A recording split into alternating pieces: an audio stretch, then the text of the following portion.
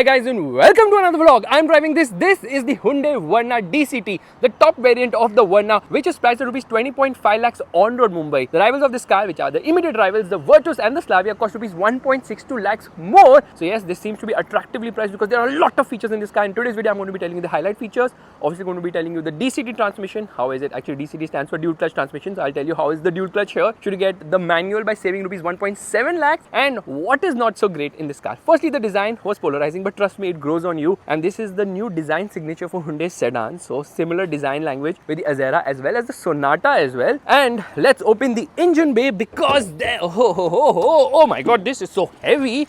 There it says Turbo Smart Stream, the most powerful engine in the segment. There's insulation there and that shuts with a proper thud. I kind of like the design. It grows on you. The grille is humongous. No projector setup. These are LEDs, no fog lamps here.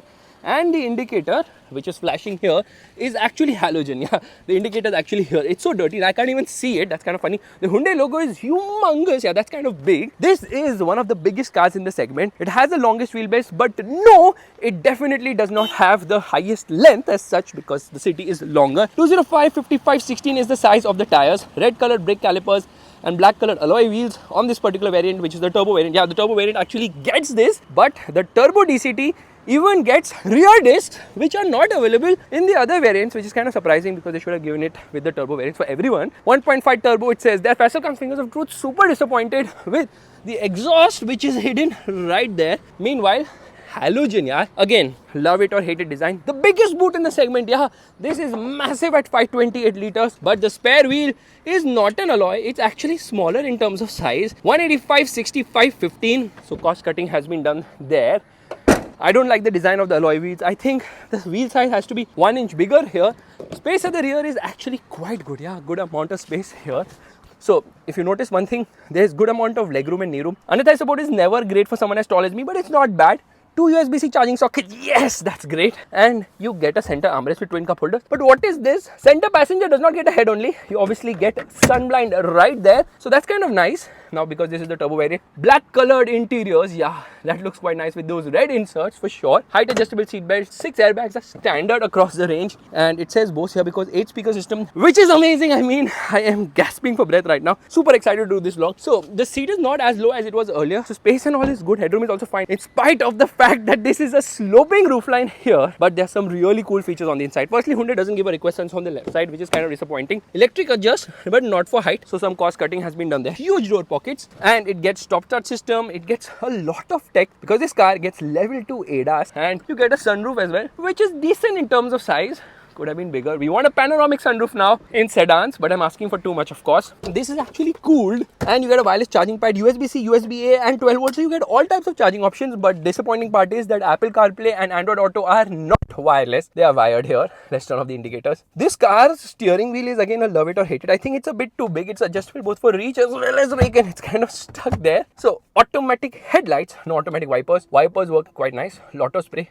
Gets connected car, obviously. This is auto dimming. This slides ahead and behind, so good amount of storage space as well. And push this and there it rotates. Electric parking brake, again a feature only limited to the DCT. Seat ventilation and seat heating for both the front seats, which is a cool feature to have. A wireless charging pad. You get a camera here, which is also the driver rear view monitor, which I will turn when we are going to be driving this car. This cluster is 12.3 inch in terms of size, and it changes the color depending on the drive mode. You can also customize it if you want not to link it to the drive mode. That is also possible.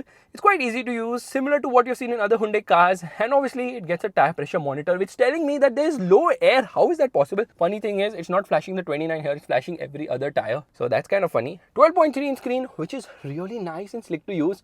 Fantastic. You get onboard navigation, maps and all that, which work nice. And then let's get into settings. You have voice memo and all. But for me personally, the biggest highlight is, of course, into the light section. I know it's a big menu to browse through. Get into color, lot of colors, and then you can set custom colors because 64 colors for the ambient lighting. The ambient lighting actually extends here as well, which is cool, right? And of course, lovely treatment. No, this lower part is hard plastics. This is not hard. So overall perception is very nice. Like really, the cabin is amazing. You've got these beautiful looking pedals as well. So this is the DCT with a nice gear lever. You get front and rear parking sensors too, which actually shows you the display right there. Let's listen to some audio now, should we? Let's do it.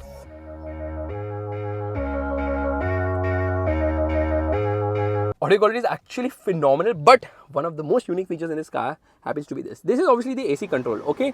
Now, if I press this button, I can switch it to the infotainment controls. Very innovative thinking from Hyundai. Car is really very feature loaded, but the dashboard design is something which really wows you over because it's very simple, yet it is quite classy. It doesn't have that V shape in the center console, which honestly I also got very bored of. But audio quality is good. Seats are nice. These are leatherette seats. Amazing finishing with this red piping here. So quite sporty, and then you will never complain about storage space or anything. The horn is also quite nice. Let's do one thing. Let's turn off the car. The button is there. So there, once it turns off, come on, make that sound. Make that sound. Yeah, there it is. The Hyundai welcome and Tata bye-bye. Let's start driving right away. Alright, let's turn off the air conditioning, let's turn off the seat ventilation as well. Change the drive mode into sport, turn off traction control as well. I'm going to keep this button pressed, then only it's going to completely turn it off. Yeah, ESC is also disabled, otherwise only traction control turns off when you press it once. And we get into drive mode. Let me turn off the driver rear view monitor as well. There it is. Oh my god, this is a split screen, so you can actually change stuff here. There's compass, there's calendar, there's sports, there's weather, there's so many things. So we're just going to keep it on maps at the moment. Left foot on the brake, right foot on the accelerator. I will actually get it into manual mode. Why not, if we can. Anyways, hazard lights off and rev still 1600 RPM. Off we go. Oh my god, I can't believe the automatic is actually doing wheel spin. That is the amount of grunt this engine has, and my god, we're already at 100 kilometers per hour. Amazing performance, man. This engine really pulls. So this is a 1.5 liter turbo GDI engine, turbocharged petrol engine obviously, which has a lot of heavy lifting to do because it has to replace, or it has replaced, the diesel engine which Hyundai was offering in the Verna earlier. I miss the diesel. A diesel is a diesel is a diesel is a diesel. Nothing can replace a diesel because of the crazy torque rush which you get. Here also you get good amount of torque, 253 Newton meters, power 160 PS. That's a lot of performance on offer here. So 0 to 100 kilometers per hour comes up in a rather fast claimed 8.1 seconds. That's quick for sure, but it doesn't feel that quick because it just does not let you launch. This DCT box just does not let you launch only. So that's a bit of a hiccup here because you get hard under the throttle. Yeah, this is a bit... Okay, we are in manual mode, that's fine. Otherwise, it's responsive. Yeah, the dual clutch automatic transmission is quite quick, it's quite fast, and it's nice in terms of shifts as well. So let's actually turn on the compass so we know where we are going, not that it matters. The thing is, this engine is super smooth and super duper refined. It replaces the 1 liter turbo engine, that was a 3-cylinder, which had 120 PS of power. So 40 more PS has come here, which is a lot more grunt. Yeah, crazy increase in terms of performance here. Thankfully, they have increased the displacement by 500cc here and added a cylinder as well, and that makes a huge difference because the performance is unreal here. Absolutely smashing performance from this engine. Really pulls hard and strong, but you know what is the problem? As enthusiastic the engine is, the steering is not that enthusiastic. The suspension is on the softer side, so it doesn't really feel dynamic. It doesn't feel ferocious like Hyundai calls it in the tagline. It feels very comfort oriented still. The suspension is on the softer side, of course, and the ride is brilliant, but then there's a bit of a vertical movement as well. So at slower speeds it doesn't thud through because they have really refined the suspension. But here, bump, yeah, you can feel that. Not really. I mean, you can hear the sound, but you can't really feel much because of the ride being so brilliant here. But there's a lot of body roll. This car feels soft. It is soft. The suspension is soft, and it's very, very, very apparent. And oh my goodness, why am I in the wrong car today? Because there is a lake I have to cross ahead, which is kind of disappointing. Did the hazards turn on their own? I just like applied the brakes a little heavy, and the hazards have turned on. Yeah, that's kind of disappointing that we have to cross a river, not the hazard thing. Look at this. 4 drops of water, and this is what really happens in India. So that's the reason why SUVs are becoming more popular. You see that SUV Wagoner? No, that's the G Wagoner. Let's just get out from here. I don't want to go fast and splash water inside the auto rickshaw because then people will get dirty. But they have the door there, so anyways, made of plastic, but still it gets the job done. In terms of performance, you will never ever complain, and because this is a dual clutch automatic transmission, it is fast with shifts, and then you can obviously use the paddle shifters as well, which will help you keep the revs high, and the engine becomes a little sporty and vocal in the way it sounds at higher end of the rev range. And then we have got level 2 ADAS, and this DCT particularly has another very nifty feature because it has a radar at the rear, so it has lead vehicle departure as well as adaptive cruise control. Buttons are here for adaptive cruise control. Now I'm going to punch it and see where does it go. Oh my god, it shifts at 5700 RPM. What's wrong with you? So actually let me see if it manually lets me control keeping it in a lower gear. And no, it upshifts at 5700 RPM, so no manual mode here. So we just going to upshift. 7 speeds, really fast, dual clutches of course, So yeah, it is quite fast in the way it's able to make shifts. And obviously it is even more efficient when compared to the manual. Yeah, same engine with the manual has a claimed efficiency of 20 kilometers per liter. Here it's 20.6 kilometers per liter. So 0.6 kilometers per liter more efficient as per ARAI, of course. But I think with the manual, if you drive it sanely, you can extract more efficiency. But when I compare both of them, I realize that in the real world, the mileage is going to be in single digits if you drive it enthusiastically. Because with the i20 which I had, the turbo, N line, that was returning around 6-7 kilometers per liter when I was driving very spiritedly. However, when I was driving it easy, I used to get double-digit numbers. Here also, right now it's saying I think 9.1 kilometers per liter. Drive it spiritedly, that will fall to 7-8 kilometers per liter. Drive it a little easy, then this can go up to 12-13 kilometers per liter, which is decent enough fuel efficiency. Now you see the vertical movement. Yeah, there it goes bouncing. Suspension is really very soft. So again, this is very comfort-oriented a car, and the steering has no feel, no feedback, nothing of that sort. It's light, easy to twirl, easy to drive, no denying that fact. But then you can see the roll, and then it's not very precise as such. Now it has got a slew of ADAS features, of course. You've got blind spot monitor, you've got lane keep assist, lane departure warning, lot of these features. So that's kind of helpful here. Now obviously I don't think they're going to work right now because I've turned off the traction control system here. Let me downshift.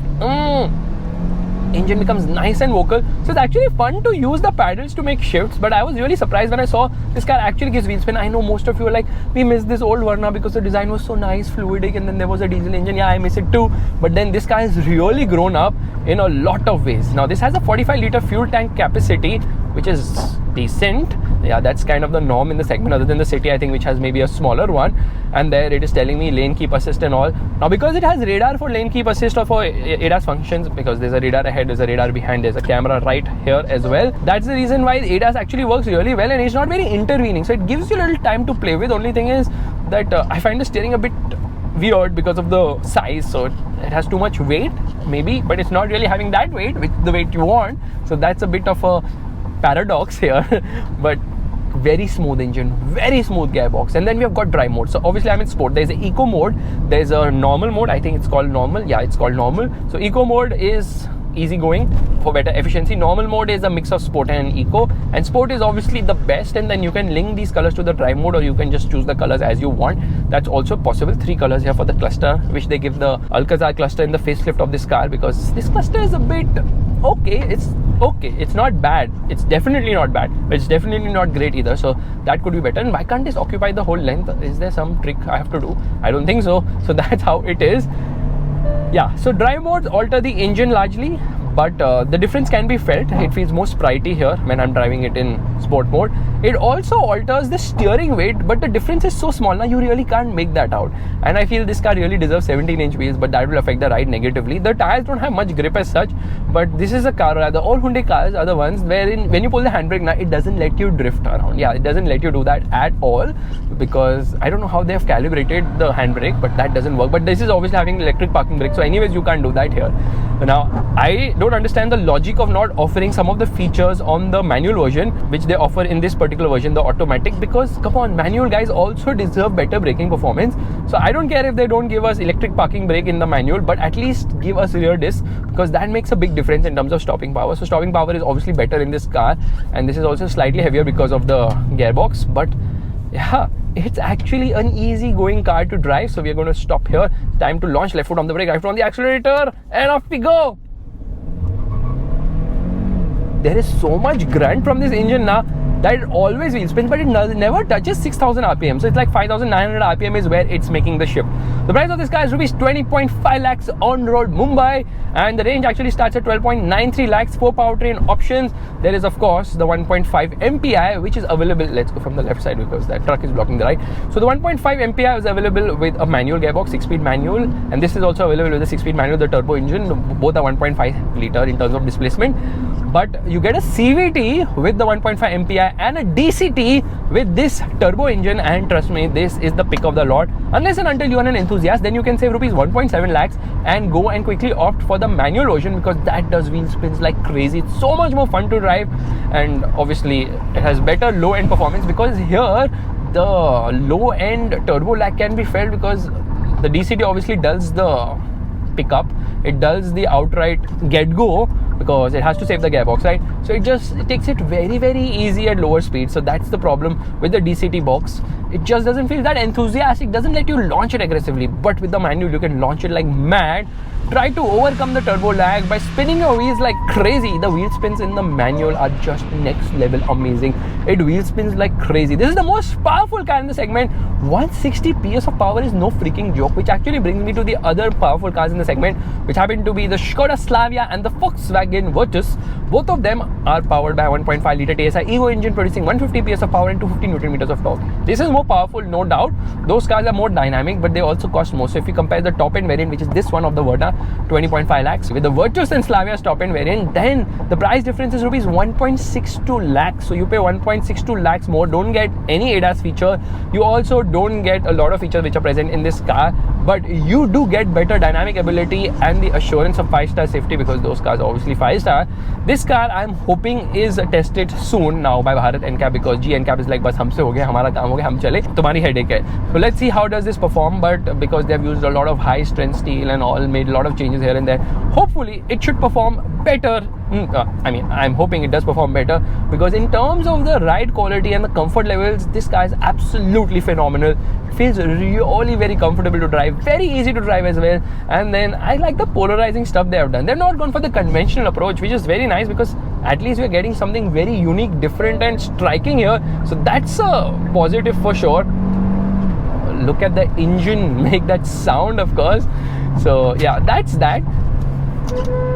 I wish the horn was better though, and at higher speeds it's stable enough, but I just wished that it just felt more dynamic. A little bit harder suspension, stiffer suspension would be really nice, and I think it will definitely come in the N-line version as well, which means hazard lights on. Time to do the brake test.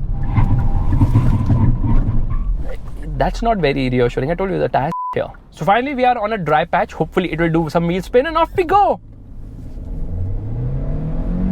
No, it's not. No, it does not do that. Compared to the manual, I just don't find the logic of paying rupees 1.7 lakhs more for the dual clutch automatic. I mean, it's a very good gearbox, no denying that fact. But with the manual, with 3 pedals, you know you're going to have a lot of fun. There are actually 14 variants of this car. So there are 6 for the NA. The NA is not available with dual tone colors. There are actually 4 variants for this particular car, the turbo one, but which technically 2 trims, because obviously manual or automatic. However, there are 4 more variants come from, I mean, there are 8 variants, because 4 variants happen to be dual clutch colors, dual tone colors. What am I saying? Dual clutch colors. And that's the reason why there are 14 variants. Technically there should be 10 variants. Anyways, look at those bumps. Yeah, absorbed quite nicely here. So that is how the variant mix is of this car. I think I confused you guys a lot, so I'm just going to tell you there are 14 variants, out of which 6 are there for the NA petrol, and there are 8 variants for the turbo petrol engine, out of which 4 variants are for the manual and 4 for the automatic. And out of those 4 variants, 2 of them are identical to each other, because they are counting the dual tone colors as variants as well, which means that there are 4 dual tone colors options for each variant. So they're just increasing the SKUs for no reason, but that's good. Dual tone colors look really very nice on this car, but they don't charge you anything extra for the dual tone colors, which is fantastic. And you actually pay around 1.1.6 lakhs more for the turbo engine when compared to the NA engine, and then you're paying 1.7 lakhs more for the DCT gearbox when compared to the, 1.7 lakhs more for the DCT over the manual. So just get the manual, save that money. Rupees 18.88 lakhs is what you need to get a really fast, fun performing Verna car with 160 horsepower and 6-speed manual and a tire shredding machine, and just wait for the N-line version, which will be stiffer and better to drive, and that would be the one which will be ferocious in my opinion. So we're actually going to turn on the traction control system. Yeah, so that now ADAS system also works. We're going to get into normal drive mode because we can, and no, it's not going to kick in. It knows that I'm trying to replicate a scenario where there is a obstruction which is happening, but it's a good car.